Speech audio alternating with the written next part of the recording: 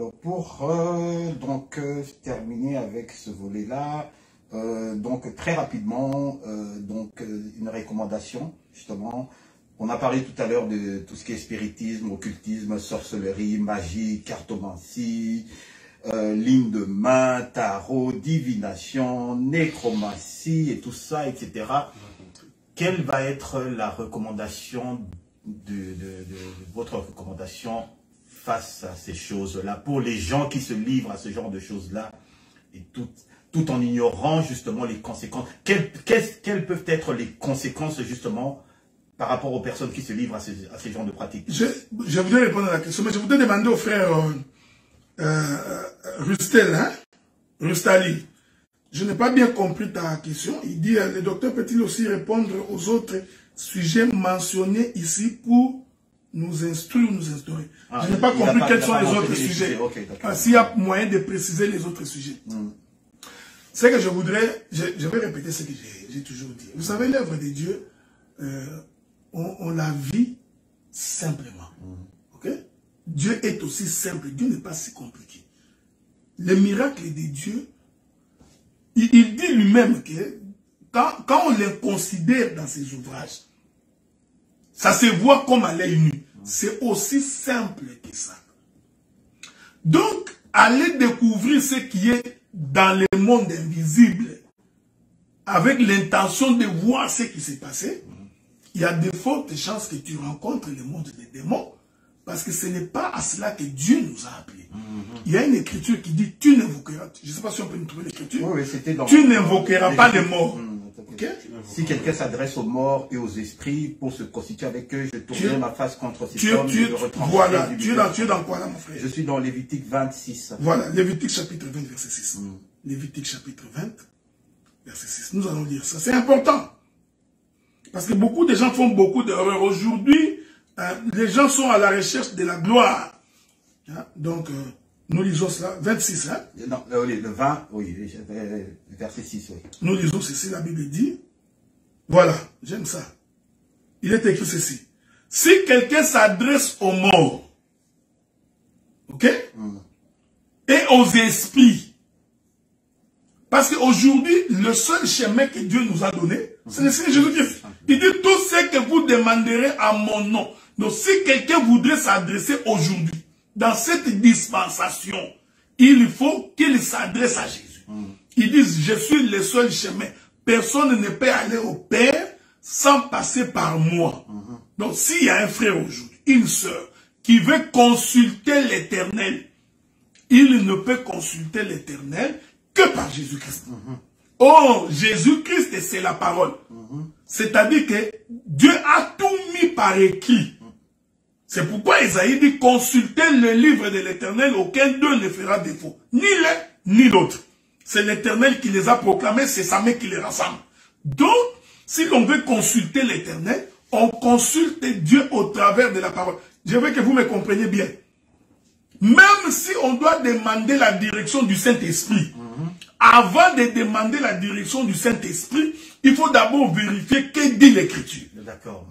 Parce que le Saint-Esprit ne peut pas contredire l'Écriture.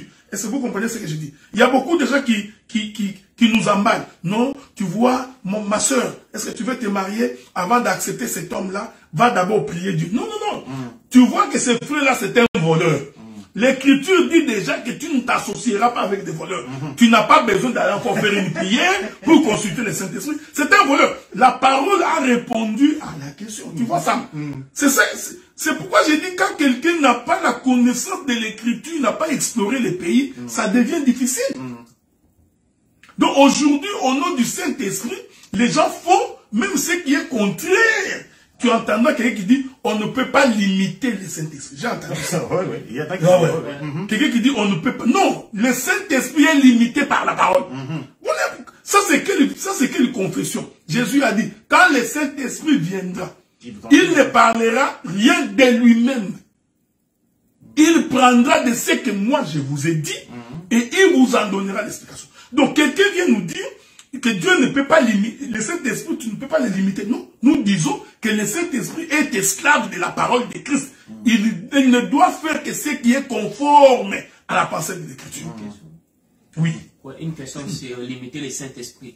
Il y a un mot que les juifs Kabbale emploient, la projection astrale. C'est le fait sortir ton esprit dans un corps. Il s'appuie sur le verset lorsque Jean de l'Apocalypse, Dieu l'a appelé, monte ici et je te ferai voir des choses cachées. Il s'appuie aussi sur le verset où Paul était allé au 3e siècle. Et surtout le fait dont c'était Étienne a eu à disparaître avec son corps physique. Il peut se concentrer, genre, il y a des prières de concentration, puis pouf, c'est disparu. Est-ce que c'est vraiment biblique? Parce que c'est dans la Bible. Parce qu'on dit on ne peut pas limiter Dieu. Voilà, voilà une très belle question. Je voudrais que vous me trouviez l'écriture d'Étienne. Oui. On va revenir pour lire l'écriture d'Étienne. C'est important. Je voudrais d'abord dire aux bien-aimés que Apocalypse est une vision. C'est comme un rêve qu'il faut interpréter. Mais je ne sais pas pourquoi je ne comprends pas. L'Apocalypse est une vision. Cela ne veut pas dire que ces gens étaient sortis de son corps. Il est allé au ciel. Ça, c'est de la sorcellerie à ciel ouvert. C'est une vision. Je t'informe que c'est une vision. C'est qu'il y a des choses qui étaient vraies, mais Jean a eu ça dans une vision. Tu vois? Que Dieu est en train de lui révéler tous les plans de la rédemption. Ça, c'est un premier élément. Deuxième élément, il ne faudrait pas confondre Jean écriture et Jean individu. Parce que les Jean écriture d'Apocalypse, c'est la parole. Vous voyez? Donc Dieu nous enseigne sur des choses cachées. Cela ne veut pas dire que Jean était sorti de son corps. Que Jean avait fait une concentration pour sortir de son corps. Ça là, c'est de la sorcellerie à ciel ouvert. Et puis Dieu, quand il a dit à Moïse également, viens et regarde, et puis reproduit. Et oui. Est-ce que Moïse est sorti? Est-ce que Moïse était sorti de son corps? Non.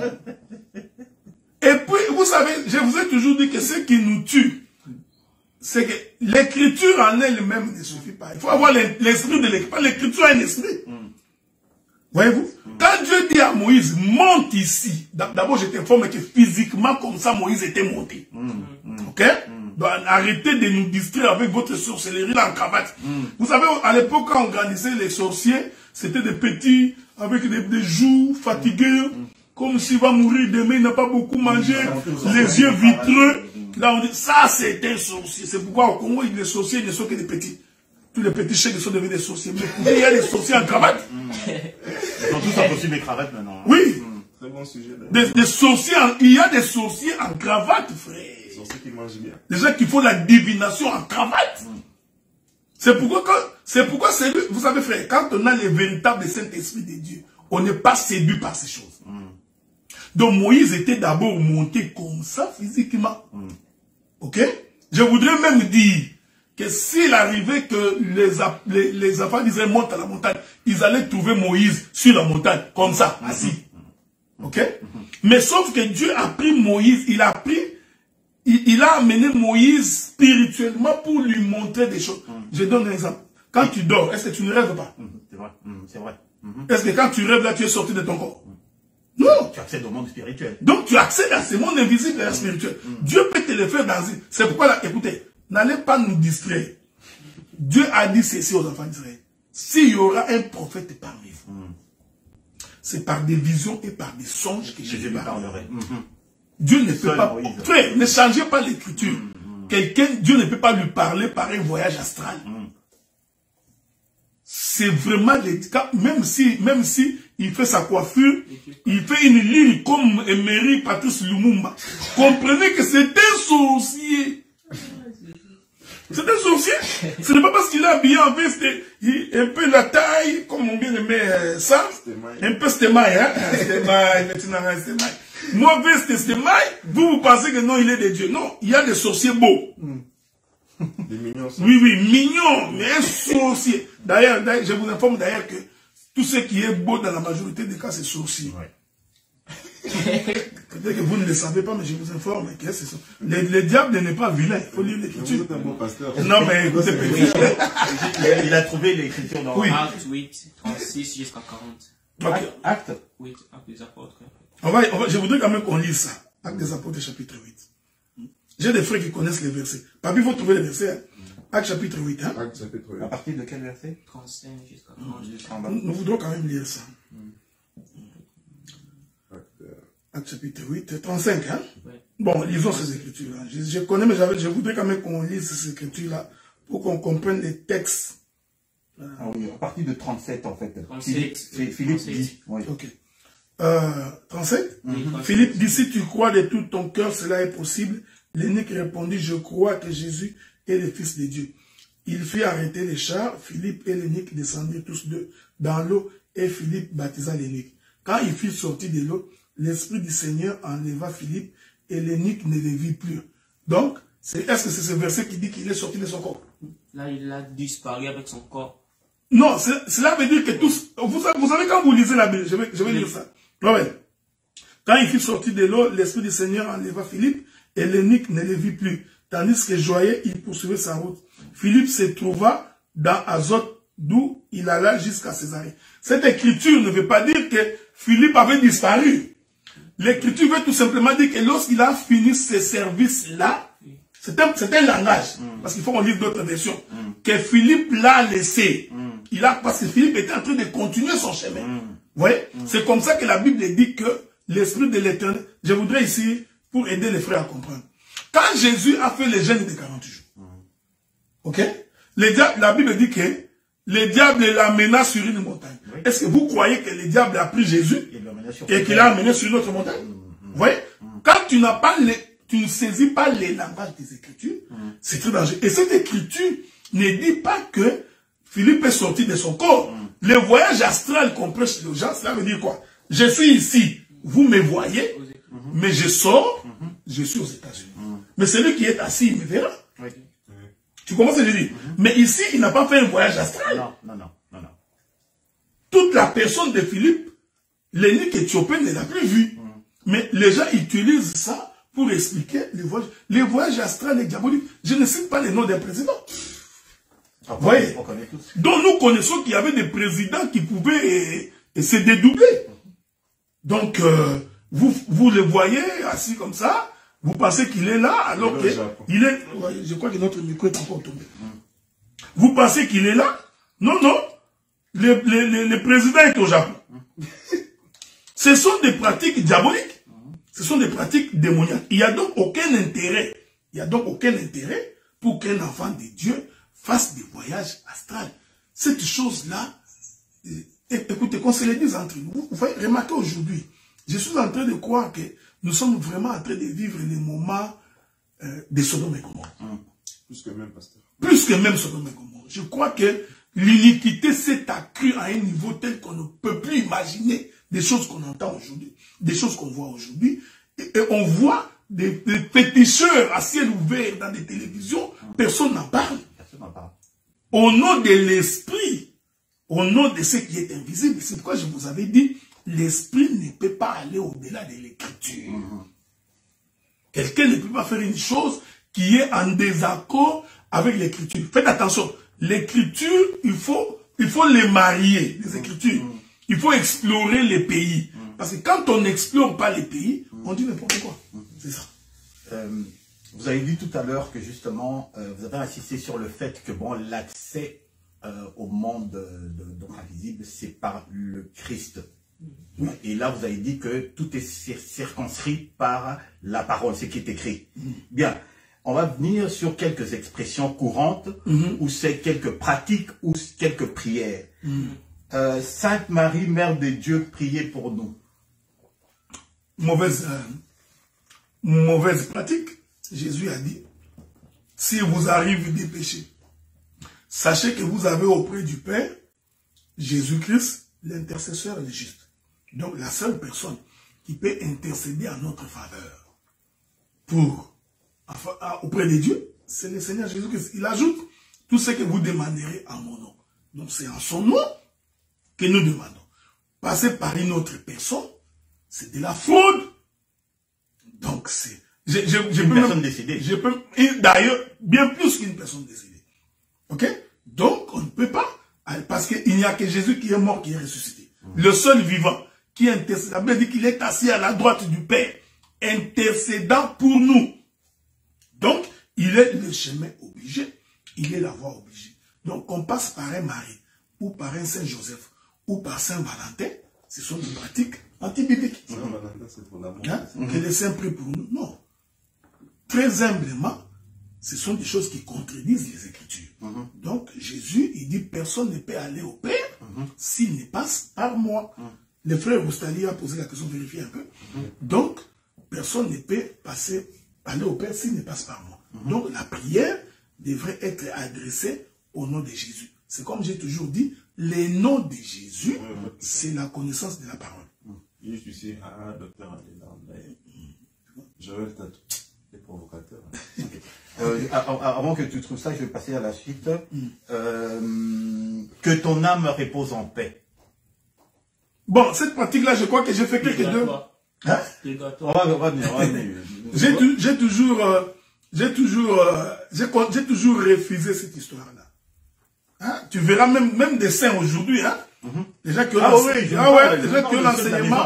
l'enseignement que nous avons, tu verras quelqu'un qui écrit dans mon prophète que ton âme repose en paix.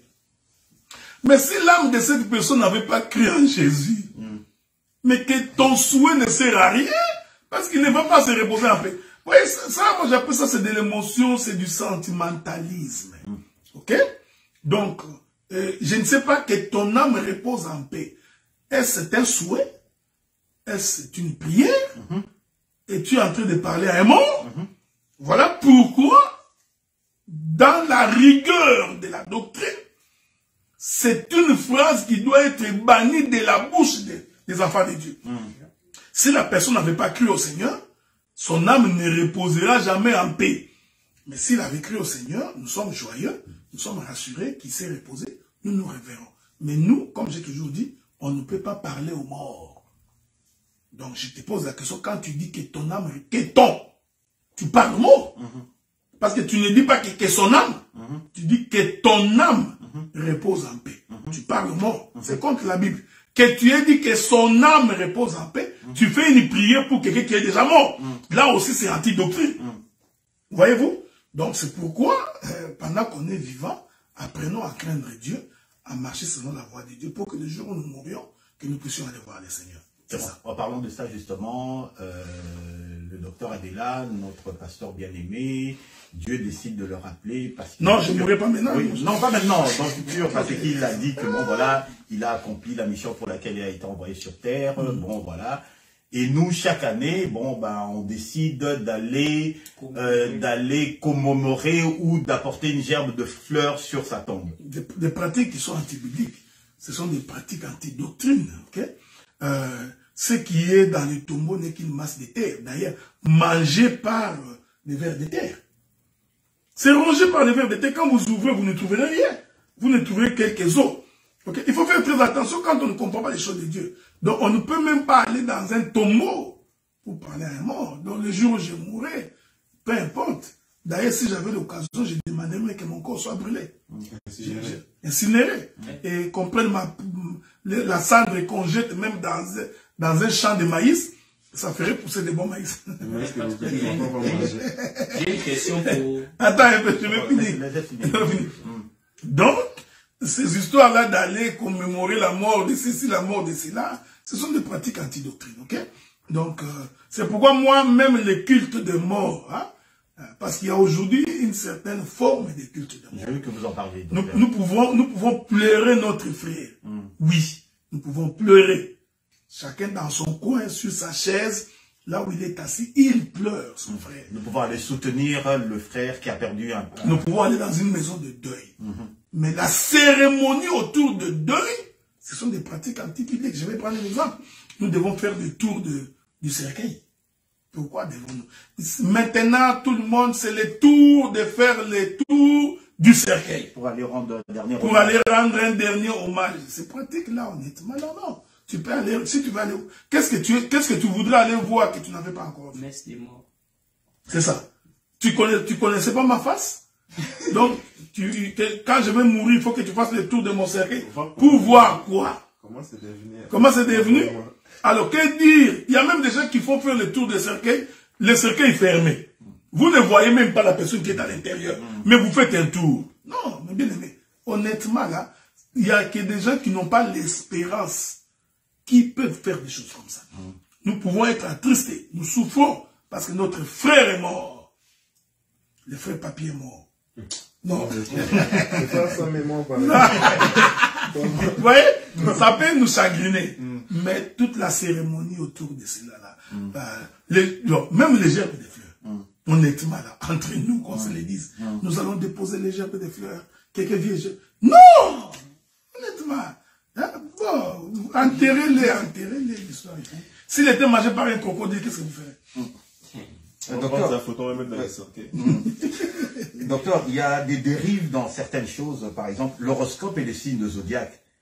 Je pense que c'est quand même Dieu, en fait pas l'horoscope comme tel, les signes de zodiaque, c'est Dieu qui l'a inventé dans un but bien spécifique. Où est-ce qu'est apparue la dérive? Dans l'utilisation justement des signes de zodiaque et ainsi de suite. Non, mais regardez, il faut d'abord... je crois que j'ai deux ou trois enseignements. J'ai prêché sur les signes des zodiaques, les Pléiades. Je vous conseillerais d'aller sur YouTube, de taper... Je n'ai pas trouvé, j'ai cherché, mais je ne l'ai pas trouvé. Non, il y en a, c'est écrit les Pléiades. Ah, ok, d'accord. Les Pléiades, vous en trouverez. Je vais donner un bref aperçu. Dieu commence l'œuvre avec Jacob. Il change le nom de Jacob, il les change en Israël. Et Dieu fait en sorte qu'Israël puisse avoir 12 fils. Alors que logiquement, Israël avait plusieurs fils. Oui, il y avait des filles également. Parce qu'il y a tout un mystère autour du chiffre 12. Le Seigneur Jésus-Christ vient, il choisit 12 apôtres. Ok? Jésus a fait en sorte que les mois de l'année soient au nombre de 12. C'est dans la Bible. Hein? Okay. Donc, chaque fils de Jacob est un mois de l'année. Donc, quand Jésus vient proclamer l'année de la grâce ou l'année du salut, il est dans le chiffre 12. Ok? C'est ce que le prophète Job appelle la constellation des étoiles ou la constellation des Pléiades. Ok? Et il est attesté que lorsque nous naissons tous sur la terre, nous naissons par le chiffre 12. Explication. Okay? Donc, la pensée qui est cachée derrière cela, c'est la pensée des fils de Jacob qui représente Dieu lui-même. Je ne voudrais pas ici entrer pour ne pas donner lieu à un autre enseignement. Le Seigneur dit à Abraham, peux-tu compter les étoiles du ciel? Il dit, telle sera ta postérité. Je voudrais vous informer que dans le vrai sens du mot, les étoiles sont au nombre de 12. Ce n'est pas moi, c'est Joseph. Il dit, j'ai vu 11 étoiles, la lune et le soleil s'est prosterné devant moi. Lui-même également, il a une étoile. Donc, il confirme que les étoiles sont au nombre de 12. C'est pourquoi même quand tu nais dans un mois, en fait, tu n'es que dans un seul mois. Hein? Donc, un mois à 30 jours, hein? Selon Dieu, le mois à 30 jours. Que tu naisses le 1er janvier, le 2, le 3, jusqu'au 3, tu es dans un seul mois. Donc, quand tu le prends en totalité, c'est le chiffre 12. Donc, ce qui fait que, sur le plan spirituel, quand nous naissons sur la terre, dans les cieux, nous sommes représentés par une étoile. Okay? Même Paul a dit ça. Paul a dit, ceux qui auront prêché l'évangile brilleront donc comme des étoiles. Même quand Jésus est né, l'étoile de sa naissance était beaucoup plus brillante, ce qui a permis aux mages de courir derrière l'étoile pour aller identifier la personne. Donc c'est comme ça que les gens ont utilisé ces éléments-là pour tomber dans ce qu'on appelle les horoscopes. Donc les horoscopes, ce n'est que le mauvais usage, parce que le diable, c'est celui qui agit par imitation. C'est le mauvais usage de ce que Dieu avait créé. Vous voyez? Parce que le diable ne crée pas. Il parle de ce que Dieu a créé, il en déforme le sens et il en donne un mauvais sens. C'est pourquoi aujourd'hui, l'homme, parce que l'homme est spirituel, hein? Donc en réalité dans l'homme c'est l'esprit. Voilà pourquoi les démons, la lutte contre les méchants se fait dans le lieu céleste. Parce que les étoiles, ici je n'entre pas dans l'explication. Ce n'est pas pour rien lorsque Dieu a créé l'étendue. Dieu, qu'est-ce qu'il fait? Il lui place les étoiles dans l'étendue. Or, l'étendue, c'est les lieux célestes. Voilà pourquoi même les combats que nous avons avec les diables, c'est dans les lieux célestes. C'est pourquoi quand on veut te faire du mal, on doit d'abord récupérer, avoir de l'influence sur toi, sur le plan spirituel. C'est ça l'importance de la prière. Parce qu'en fait, la prière, c'est cette capacité de manipuler les lieux célestes. Donc, tu voudrais obtenir quelque chose, tu pries. Cette prière-là, c'est fait dans les lieux célestes pour permettre à ce que lorsque tu agiras sur la terre, qu'il y ait de l'influence. Voilà un peu ce que je pouvais dire là-dessus. On va justement parler des attaques qui viennent du monde invisible, justement. On a des attaques on peut être attaqué parce que bon, on attrape une maladie qui peut être traitée par la science. C'est-à-dire que bon, bah écoute, tu t'es exposé à un virus et puis bon, tu as attrapé une maladie. Mais il y a également des maladies qui viennent du monde invisible parce que tu subis une attaque nocturne. Bon, les Ivoiriens, ou je sais plus qui appelle ça, t'as été victime d'un fusil nocturne. Est-ce que c'est là, comment? Même au Congo, on dit ça. Oui, même surtout chez nous. Tu sais que bon, au Congo, en Afrique, bon, il y a plus, la mort naturelle, ça n'existe plus, quoi. Il y a toujours une explication spirituelle qui est rattachée à une maladie, à une mort. Docteur, pour qu'on ne tombe pas dans la dérive, est-ce que toutes les maladies ont une explication d'ordre spirituel? Oui. Toutes les maladies? Toutes les maladies. Il n'y a aucune maladie. Parce que si, regardez, j'ai dit bien, toutes les maladies sont d'origine spirituelle. Parce que l'homme a commencé à tomber malade après qu'il ait péché. Ok. Donc, c'est le péché qui a entraîné toute forme de maladie. C'est pourquoi le Seigneur, même quand en venant sur la terre, il dit, allez dire à Jean, les malades sont guéris. Ok? Mais il faut faire très attention, Jésus n'a pas guéri toutes les maladies. Non. Ok? C'est important. Mais naturellement, la maladie est la conséquence du péché. Ok, d'accord. Dont l'origine est spirituelle. Mais ces origines spirituelles doivent trouver la matière. Ok. Ok? L'esprit, pour qu'il agisse dans la vie de quelqu'un, il doit trouver la matière. S'il n'a pas la matière, il ne peut pas. Il ne peut pas fonctionner. Hein? Il y aura certainement de la pression, mais je vais donner un exemple. Si le diable voudrait que je pêche, mais il faut qu'il me donne l'occasion matériellement que je pêche. Parce que s'il n'en a pas, je ne peux pas pêcher. S'il voudrait que je tombe avec une femme, le diable va donc trouver une femme qui va se servir pour que je tombe dans les péchés. S'il voudrait que je vole, le diable se servira d'une situation matérielle pour que je tombe. Donc, même la maladie, le diable utilise quelque chose de matériel, d'infrastructurel, pour que nous tombions dans les péchés. Donc, il ne peut pas y avoir une maladie dont l'origine n'est pas spirituelle. Docteur, si je décide d'aller dehors par moins 20 degrés, ou comme papy le fait, il se balade en hiver sans manteau, et tout ça, et qu'il attrape un rhume, et tout, en quoi est-ce que c'est spirituel? Mais parce que ces virus des rhumes-là qui sont en train de se propager là, l'origine est diabolique. Même l'intention d'aller sans se protéger, je pense aussi qu'elle est diabolique. Bon, même l'intention, bon, ça c'est encore un fait. Donc, il le sait en plus. Ah ouais, tu comprends. Vous savez, parce que c'est pas l'objet de notre émission d'aujourd'hui, mais la plupart des bactéries, des virus qui circulent dans les mondes sont d'origine diabolique. Donc si toute maladie vient des mondes spirituels, par alors comprenons que Jésus-Christ n'est jamais tombé malade durant son enfance. Non. Il n'y a aucune écriture qui dit que Jésus est tombé malade. Il n'y a aucune écriture. Non, en tout cas, il n'y a aucune écriture qui dit. Mais cela ne veut pas dire que parce qu'on est des dieux, qu'on ne tombera pas malade. Non. C'est-à-dire que les diables peuvent vous attaquer. C'est pourquoi l'écriture dit, ils vous feront la guerre, mais ils ne vous vaincront point. Donc, je peux, en tant qu'enfant de Dieu, mourir d'une maladie. Il faut faire très attention. Mettez quand même des balises, docteur. Okay, Rentrons au commencement. Adam péché, il n'est tombé jamais malade. Non.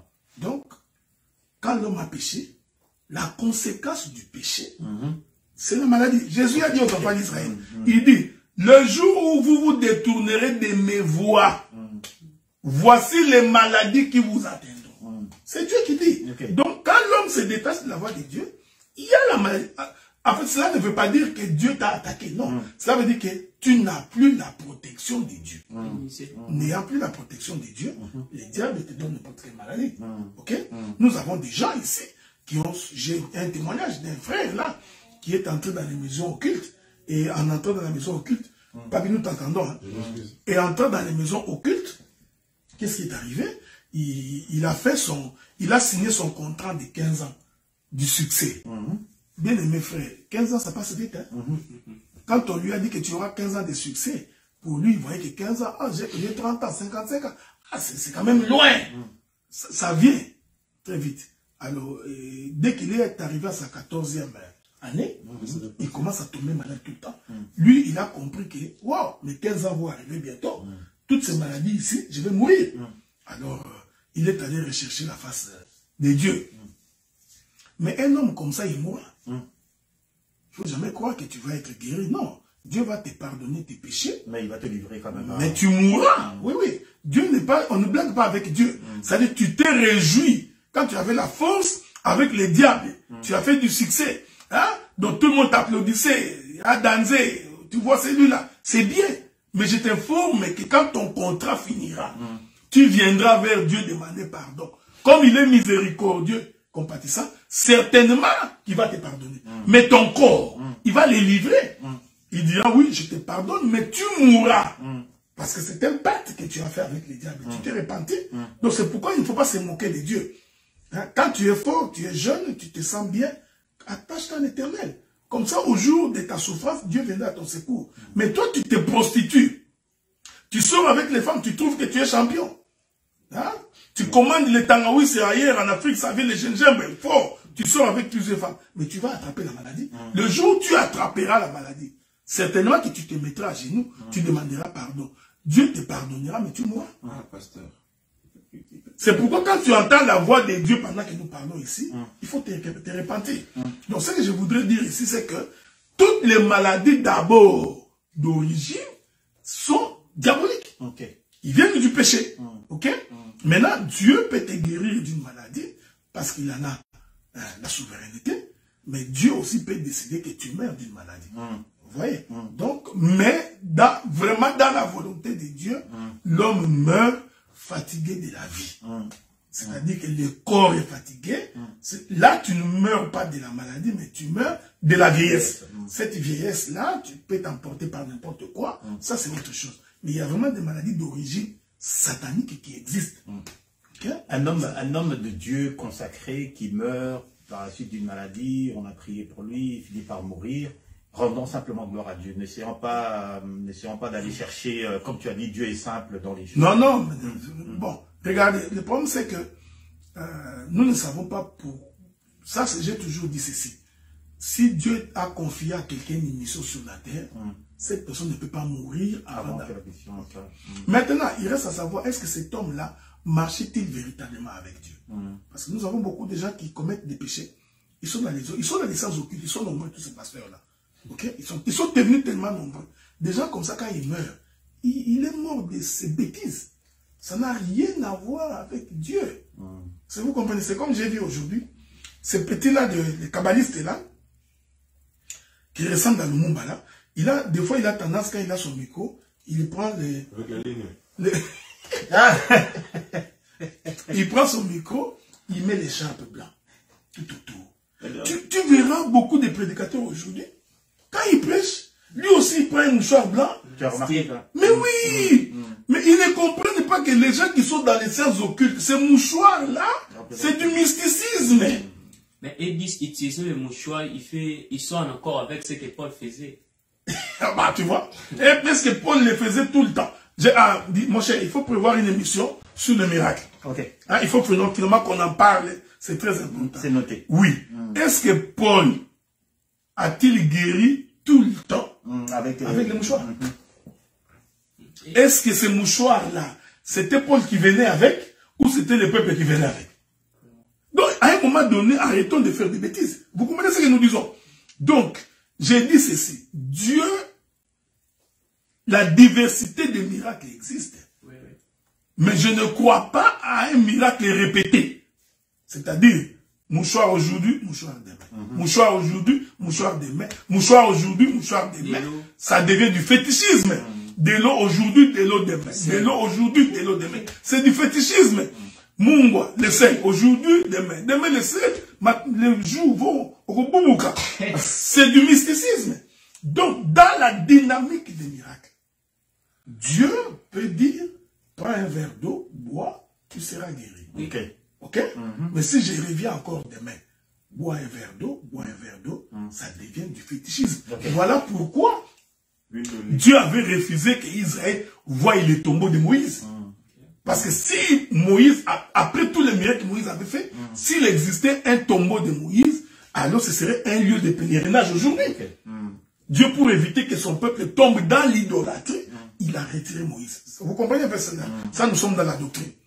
Donc, la dynamique des miracles existe. Dieu peut également guérir sans dire un mot. Nous prions, tu es guéri. Pendant que nous prêchons, tu es guéri. Ça, c'est toujours Mais bien. il y a aussi il y a des pratiques aujourd'hui, les chrétiens, que nous faisons en fait.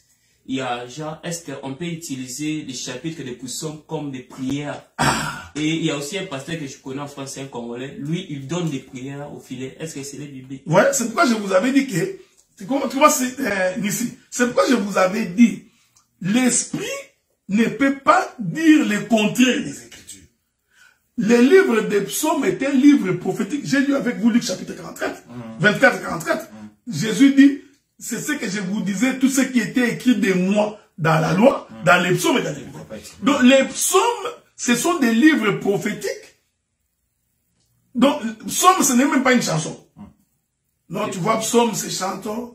On va chanter l'esprit. Mais tu peux aussi chanter Ecclésiaste. Tu peux aussi chanter Joseph ou Apocalypse.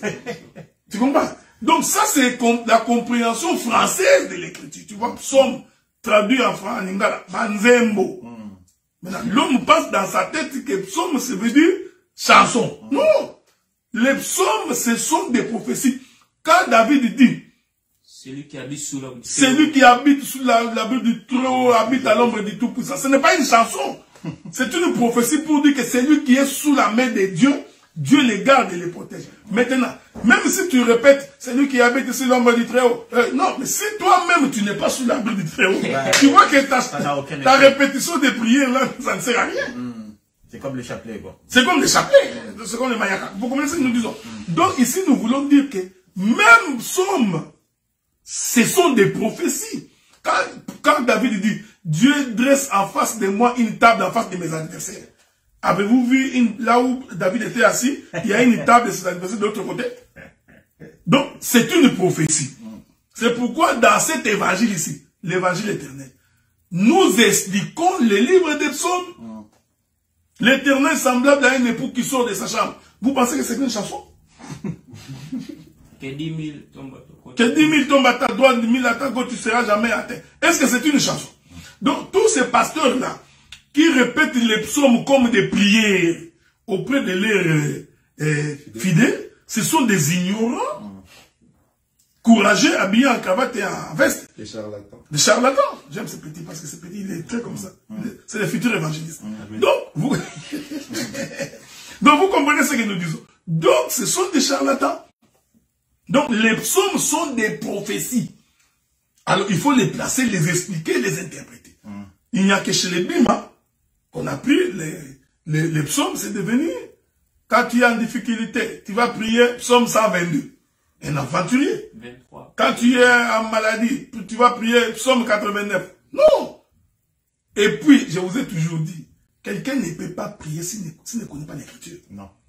La Bible dit, la loi de l'éternel, lorsque tu l'éloignes de ta bouche, ta prière est une abomination.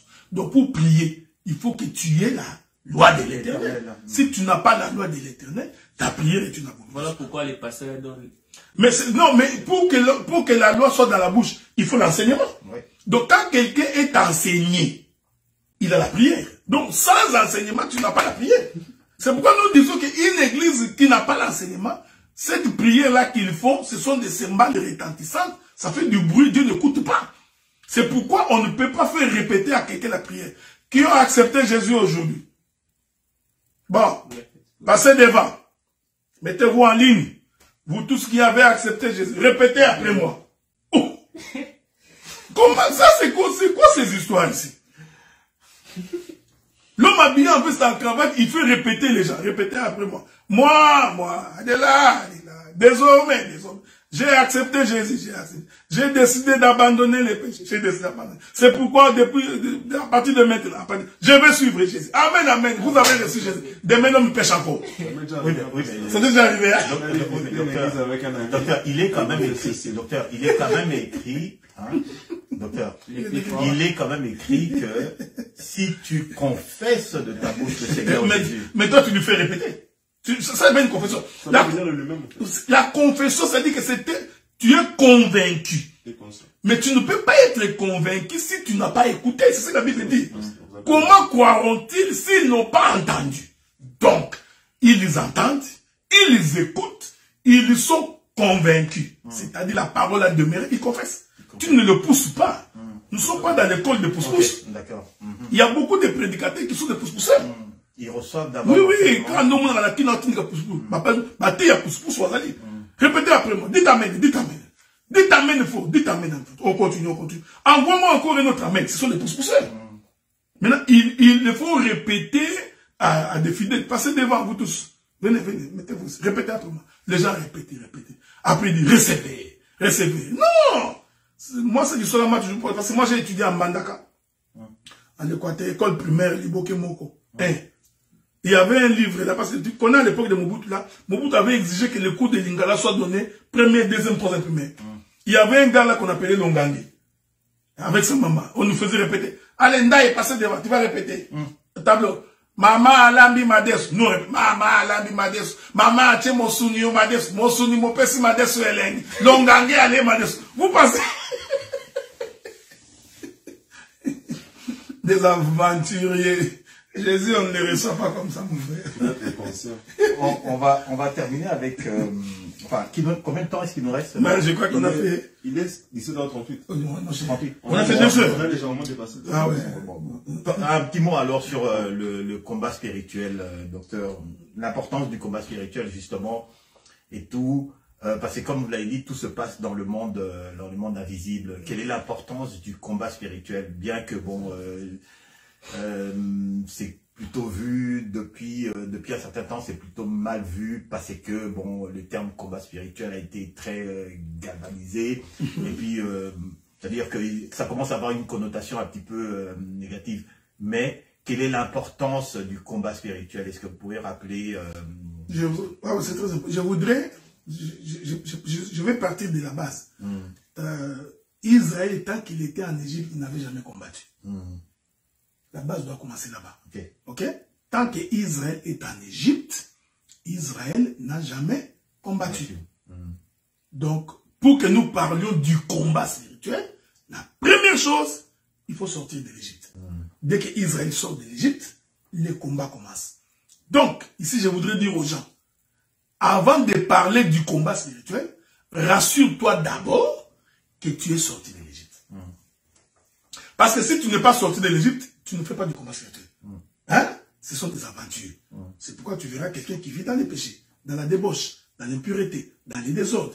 Il est dans tout. Mais quand il est en difficulté, il dit combat spirituel. Ça, ce n'est pas des dieux. Au nom de Jésus. Au nom de Jésus, non. Non, tu perds ton temps. Donc, la première condition, la condition sine qua non, c'est qu'il faut premièrement sortir de l'Égypte. Quand nous disons sortir de l'Égypte, ça dit que tu changes le mode de vie. Tu quittes le monde pour vivre la vie des chrétiens. Alors le combat va commencer. C'est ça, toute la difficulté. Les péchés vont te suivre, les maladies vont te suivre, les démons, parce qu'ils savent déjà que tu n'es plus dans leur camp. Ça, c'est le premier élément. Deuxième élément, dans le combat spirituel, il faut te rassurer que dans ton camp, il n'y a rien qui appartient au diable. Ok. Donc, il faut régler ça pour être sûr que Dieu est avec toi. Donc, si tu sais que tu as commis un péché, tu sais que tu vis mal, essaie de régler cette question-là. Ok? Une fois que tu es en difficulté, vérifie. C'est pourquoi, même Job, sa femme lui a demandé de vérifier. Est-ce que tu n'as pas péché contre l'Éternel? Ok? Pour que tu souffres autant. Il vérifie, il se rend compte que non, je n'ai rien fait contre Dieu. Il était en paix. C'est comme ça il va déclarer que mon Rédempteur s'élèvera les derniers. Donc, ça fait partie des stratégies dans le combat spirituel. C'est ça que je donne. Donc, vérifie que tu n'as pas un péché qui te lie au diable. Quelque chose qui te lie au diable. Pour qu'il y ait de l'influence sur toi. Okay? Donc, c'est pourquoi, comme la vie d'un enfant de Dieu restera toujours un combat, je voudrais rappeler aux frères que c'est l'Éternel Dieu qui combat pour nous. C'est pourquoi il a dit aux enfants d'Israël, Moïse dit à ces peuples-là, de garder calme, de marcher. Moi, l'Éternel, je combattrai pour eux. Quand on est enfant de Dieu, on peut dormir en paix. Parce que c'est l'Éternel qui combat pour toi. Le combat spirituel, ce n'est pas... Comment ça, tailler les démons avec prendre une machette. On va couper, tailler. J'ai vu une image là de quelqu'un là. Si tu passes devant lui, tu peux avoir un coup de tête. Tu tombes. Tu vois? Donc, ça, ce n'est pas de Dieu. J'ai même vu une délivrance, on veut frapper même quelqu'un. Satan soit film. Fais-le boire! Fais-le boire! Non. Celui qui a Dieu, il parlera, les démons vont exécuter. C'est ça la simplicité de l'évangile. Merci, pasteur. Ce n'est pas de la cérémonie que nous assistons.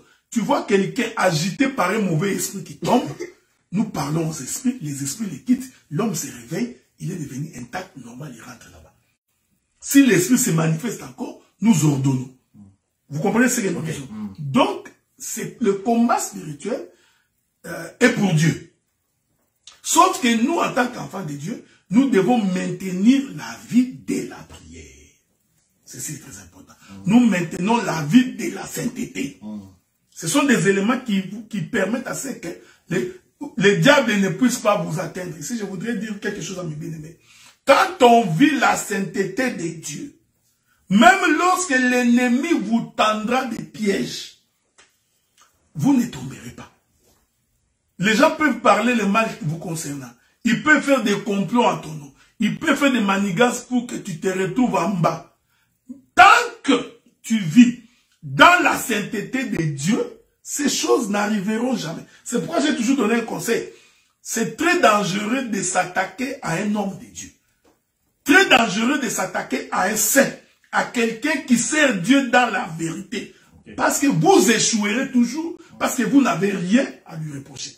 Donc cette sainteté-là, elle est importante pour la marche d'un enfant de Dieu. Je voudrais finir par quelques éléments ici. Israël sort de l'Égypte, il vient, il remporte des victoires, il arrive dans les territoires de Moab. Le roi Balak, il avait tellement peur, il va appeler Balaam. Il dit, Balaam, viens, maudis-moi ces peuples pour que je puisse la voir. Il faut bien lire les textes. Balaam était venu pour maudire le peuple. Quand Balaam s'élève pour maudire le peuple, il avait des difficultés parce qu'il a trouvé que ce peuple ici n'a commis aucun péché. Il dit, je ne peux pas maudire un peuple que Dieu n'a pas maudit. J'aime ces choses. Donc pour que tu sois maudit, il faut d'abord que Dieu lui-même te maudisse. Maintenant, il faut savoir comment Dieu maudit son peuple. Il faut pas être étonné. C'est ce que Balaam avait dit. Je ne peux pas maudire un peuple que Dieu n'a pas maudit. Donc, il faut que Dieu les maudisse pour que moi je puisse les maudire. C'est ce que je voudrais dire. Aucune malédiction ne peut atteindre un enfant de Dieu si Dieu d'abord, premièrement, ne te maudit pas. Or, Dieu a donné la définition de sa malédiction. Il dit, le jour où tu te détournes de mes voies, tu es maudit. Tu vois la malédiction? Tu vois comment Dieu maudit quelqu'un? Donc, quand quelqu'un n'obéit pas à la voix de Dieu, automatiquement, il est sous la malédiction. Maintenant que tu t'es détourné de la voie de Dieu, Balaam peut te maudire. C'est comme ça que Balaam dit, mais je ne peux pas. Ces peuples-là, quand bien même qu'ils marchent sur la terre, je les vois sur une montagne. C'est ce que Balaam a dit. Je vois Israël sur une colline.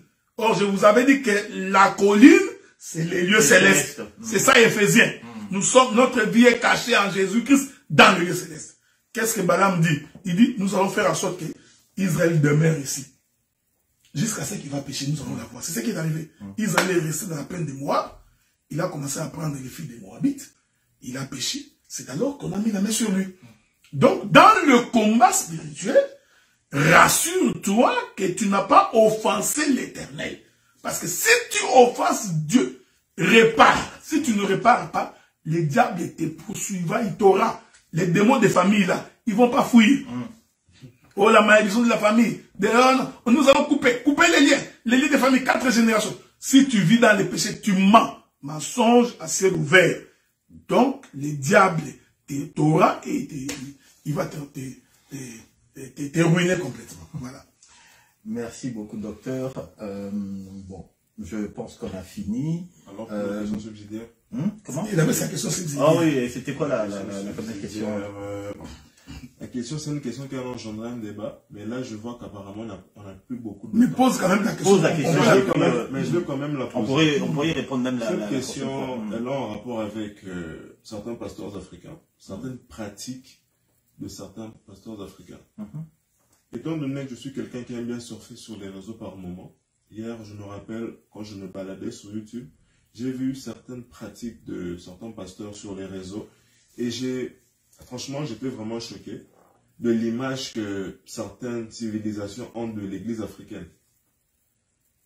Notamment ces pasteurs, nous le voyons de par leur manière de, on va dire, de monnayer certaines bénédictions, certaines prières, certaines pratiques.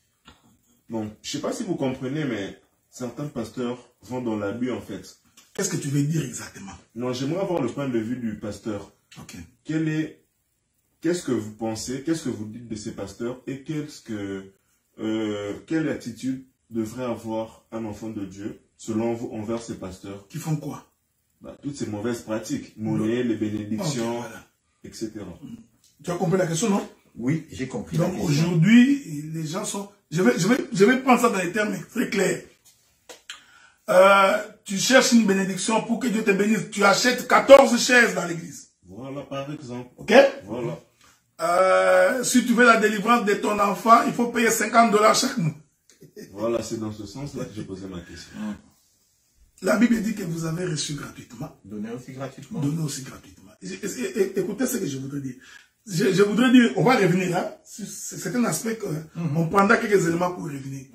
J'ai toujours dit ceci. Quand tu prends un verset de l'Ancien Testament et que tu es en train de marcher avec ce verset-là, quand tu veux traverser le Nouveau Testament, il faut te poser la question, est-ce que ce verset ici, je peux aussi l'appliquer en tant que tel dans le Nouveau Testament? C'est ici que beaucoup de pasteurs ont des difficultés.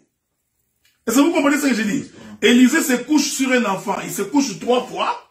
C'est un verset de l'Ancien Testament. Mais est-ce que tu peux prendre ce verset, traverser le Nouveau Testament, prendre aussi la femme d'autrui, coucher dessus pendant 3 fois? Parce qu'Élisée l'a fait. Il faut faire très attention parce que sur la croix, il y a la frontière. Les douaniers sont sur la croix. Ils vérifient avant d'entrer. Est-ce que tu n'as pas amené les produits illégaux? Donc, il y a des versets qui ne peuvent pas traverser la croix. C'est ça la difficulté. Donc, si dans l'ombre, tu as vu que quelqu'un, pour aller voir un prophète, il a dit, je ne peux pas aller voir les prophètes, mais vide. Faites attention de ne pas traverser avec ces versets tout crus dans la Nouvelle Alliance. Vous voyez ce que je vous suis en train de dire? Donc, cette chose, elle est importante. Maintenant, je vais donner la pensée de l'Écriture. L'Éternel Dieu, tous les temps qu'Israël était en Égypte, Dieu n'a jamais demandé d'offrande à Israël. Ni l'a dit. Il n'a jamais demandé. Toi, tu vois, même quand ils ont marché dans les déserts, Israël n'a jamais donné la dîme. Donc, vous savez, quand vous ne comprenez pas les Écritures, il faut faire attention. Mais laissons d'abord les déserts. En Égypte, Israël n'a jamais donné l'offrande. Voilà pourquoi, pour que Dieu commence à demander à Israël l'offrande, il dit à Moïse, dites à Pharaon, de laisser mon peuple sortir pour aller m'adorer. Donc, la première chose pour commencer l'adoration, il faut d'abord qu'il sorte de l'Égypte. Pharaon dit, non, vous sortirez, mais vous laisserez vos biens. vos troupeaux. Dieu dit non, Moïse dit non. Nous, quand nous voulons sortir, nous sortirons avec nos biens. Pourquoi? Parce qu'Israël savait les brebis que nous avons, les troupeaux que nous avons. Pour l'offrir à Dieu, Dieu doit d'abord nous délivrer. Voilà pourquoi nous disons, si quelqu'un veut donner l'offrande, il faut premièrement que Dieu l'ait délivré. Et quand l'homme est délivré du péché, de la maladie, des problèmes, Dieu, vous savez, Dieu n'est pas fou. Dieu mettra en cet homme l'enseignement des données. C'est ça, vous avez la reconnaissance. Hein? C'est un enseignement qui se donne par le Saint-Esprit. On n'aura même pas besoin de lui On n'a même pas besoin de lui pousser, donne. C'est pourquoi, vous voyez, nous, quand nous prêchons, nous ne poussons pas le peuple à donner. Mais nous vous informons que le peuple donne. Pourquoi? Parce que quand l'homme reçoit de Dieu, le Saint-Esprit lui dira, par reconnaissance de ce que Dieu a fait pour moi, voici ce que je donne. Mais si vous commencez à conditionner, pour que j'ai pris pour toi, il faut apporter une enveloppe. Pour que j'ai pris pour toi, achète-nous 10 chaises. Non. À ce moment-là, vous êtes devenu un commerçant. La plupart des prédicateurs aujourd'hui sont des commerçants. Ils commencent à monnayer l'évangile. Matthieu chapitre, je crois, 26 ou 17 comme ça. Mais selon la loi, pour être béni, la main qui donne, c'est la main qui reçoit. Mais la main qui donne doit d'abord recevoir. Tu reçois d'abord. Tu comprends? Parce que tu ne peux pas donner quand tu n'as pas reçu. La Bible dit, qu'est-ce que l'homme n'a pas qu'il n'a pas reçu? Donc, c'est pourquoi... Mais la Bible a dit encore dans Matthieu, on notera même celui qui n'a pas. Ah bon, là, on va essayer d'expliquer comment peut-on ôter à celui qui n'a pas. Puisqu'il n'a rien. Qu'est-ce qu'on va encore lui ôter? Mais parce que j'ai une dernière question pour en finir, pour ce qui se passe actuellement. Nous sommes au dernier temps, le dernier temps de la fin, je peux dire, nous devons être accros à la parole et à la vérité. Parce qu'elle lui dit, mon peuple est péri parce qu'il lui manque de connaissances.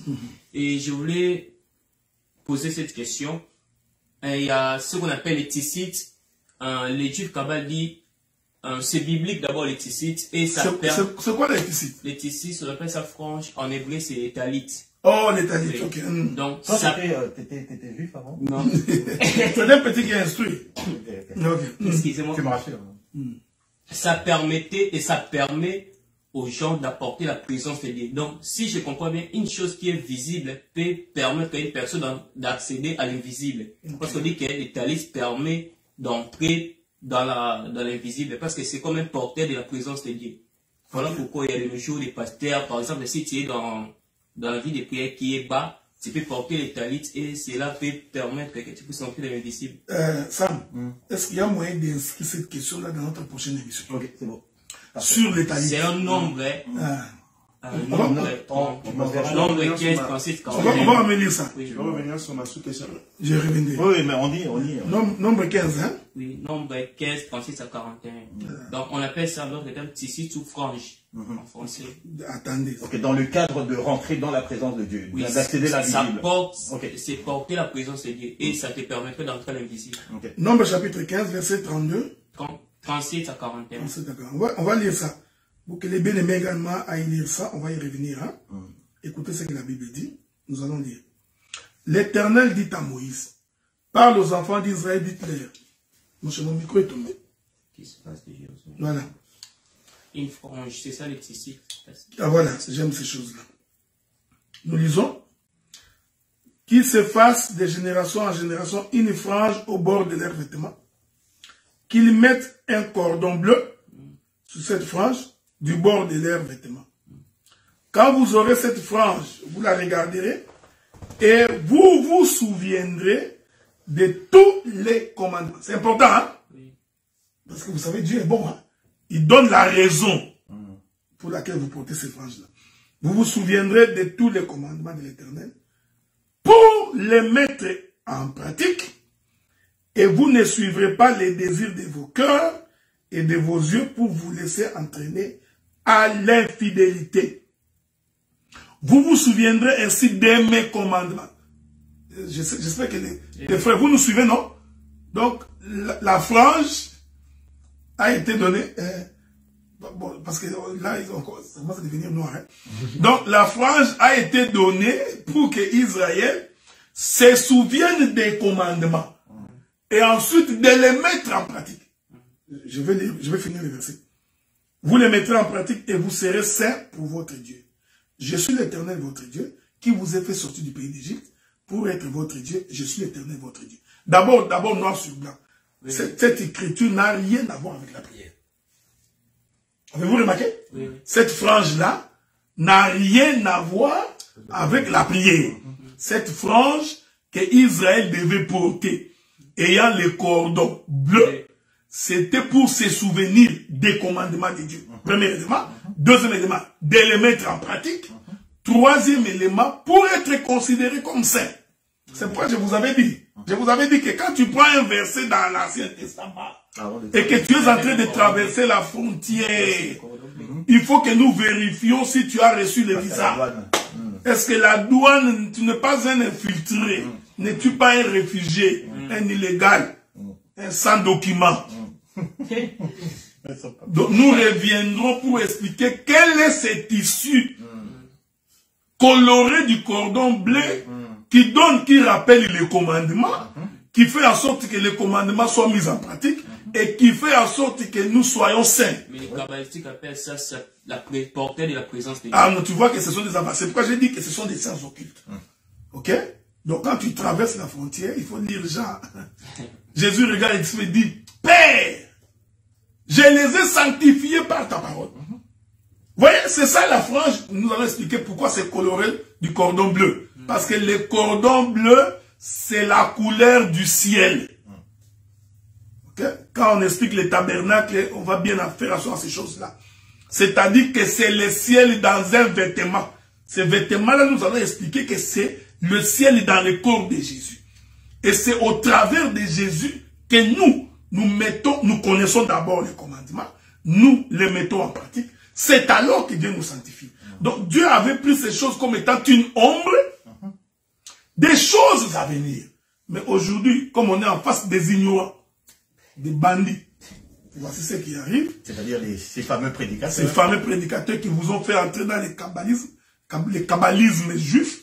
C'est comme ça que nous voyons surtout des jeunes prédicateurs. Ils se couvrent des draps. Vous allez vous enterrer avec ces draps-là blancs. Quelle était ta deuxième question? On va finir par là. Parce que... C'était de donner l'attitude que doit avoir face à tous ces charlatans. Non, mais écoutez, il faut avoir les fonds de diamants. Il faut que j'allume ou bien... non, mais essaie d'allumer là-bas. Il faut avoir les fonds de diamants. C'est-à-dire, il faudrait vraiment que tu sois capable de résister. Tourne-le encore. Dans l'autre sens. Est-ce que c'est branché? C'est branché. Donc, il faut apprendre à résister au diable. C'est branché. Il faut continuer à tourner. Tu n'as pas bien tourné. Donc, il faut apprendre à résister. Avoir le front des diamants. C'est-à-dire d'apprendre à dire à quelqu'un ce que vous faites là est mauvais. Ok? Arrêtez d'être entraîné. La seule personne qui a été entraînée comme une brebis à la boucherie, c'est le Seigneur Jésus-Christ. Donc toi, tu ne peux pas être entraîné par n'importe qui dit n'importe quoi. C'est pourquoi je vous avais toujours dit, quand vous voulez servir Dieu, il faut regarder l'autel. Regardez l'enseignement, regardez les prédicateurs, regardez la vie du prédicateur. C'est là-bas qu'il faut aller s'aimer. N'allez pas s'aimer dans une terre désertique, vous risquez de ne rien obtenir. Voilà mon bien-aimé ça. Ok, merci. En tout cas, de toute façon, papy, tu sais que c'est dans les signes de temps. Hein. C'était ça la question que j'avais posée à la fin, mais comme on n'avait plus le temps, c'est un des signes justement de... J'ai fait deux autres questions aussi que j'avais posées qui étaient plutôt pertinentes, mais... la semaine, donc la fois suivante. Docteur, on se revoit dans 2 semaines, si Dieu nous le permet. Exactement, dans 2 semaines. Si jamais il y a un contretemps, de toute façon, on va leur faire signe. Hein. On fera signe aux gens. Ah ouais, non, mais nous ferons de notre mieux pour que dans 2 semaines, nous puissions être là. Surtout que nous sommes en vacances, donc je crois que pendant 3 mois, je ne prêcherai plus. Ah, ok, d'accord. Tu prends un congé de ministère. Non, je me repose un peu, donc même sur les ondes. Non, mais rien que des émissions comme ça, je ferai. Okay. Mais les prédications, j'ai... Prochainement, peut-être qu'on sera avec le frère Alexandre. Probablement, nous espérons que le frère Alexandre, qui a été absent aujourd'hui, pourra être avec nous là dans 2 semaines. En tout cas, jeune homme ici, merci pour tes questions et continue justement à à te cultiver ainsi. Et puis entraîne ce jeune homme-là aussi avec toi. Merci docteur. Et puis c'est moi qui vous remercie. Donc c'était un peu déjà sont restés connectés jusqu'à presque minuit en Europe là. Nous vous remercions pour votre attachement. Nous demandons au frère Jimmy, comme d'habitude, l'émission a pris presque 2 heures. Oui. S'il peut les couper en 2 morceaux. Oui, en 2 morceaux. Ce serait parfait. Il faut qu'on pense aussi à ceux qui sont à Kin. C'est ça. Sur ce, nous vous laissons. Sur ce, nous vous laissons.